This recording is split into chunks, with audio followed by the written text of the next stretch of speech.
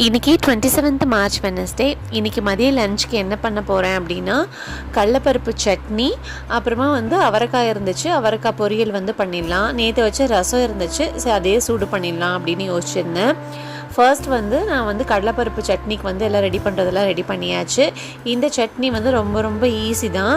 அதனால தான் டக்குன்னு செஞ்சேன். ஏன்னா பசங்களும் இந்த சட்னி நல்லாவே சாப்பிடுவாங்க அப்படிங்கிறதுனால. ஏன்னா பொரியல் மோஸ்ட்லி சாப்பிட மாட்டாங்க. சரி சட்னி ரசம் இருந்தால் கூட அட்ஜஸ்ட் பண்ணி சாப்பிட்டுப்பாங்க அப்படிங்கிறனால அவங்களுக்காக தான் அதை ரெடி பண்ணேன். மதிய லஞ்ச் முடிஞ்சாச்சு. ஈவினிங் பால் வந்துருச்சு. பால் காய்ச்சிட்டு கிறிஷ் 2 நாளைக்கு முன்னாடி அடம் பிடிச்சி எனக்கு சாக்லேட் ஃப்ளேவர் தான் வேணும் அப்படின்னு சொல்லி ஹார்லிக்ஸ் வாங்கிட்டு வந்திருந்தான். சரின்னு சொல்லிட்டு பசங்களுக்கு அது போடும் போதே சரி நமக்கு ஒருத்தருக்கு மட்டும் ஏன் டீ போடணும், நாமளும் ஹார்லிக்ஸே போட்டு ட்ரை பண்ணி பார்க்கலாம்னு சொல்லி குடித்தேன். நல்லா தான் இருந்துச்சு. நைட்டுக்கு டின்னருக்கு பூரி உருளைக்கிழங்கு மசாலா செஞ்சிடலாம்னு யோசிச்சிருந்தேன். அப்புறமா ஏன் ஒரே மாதிரி செய்யணும், இன்னைக்கு ஒயிட் குருமா ட்ரை பண்ணி பார்த்தேன். ரொம்ப நல்லாவே வந்துருந்துச்சு.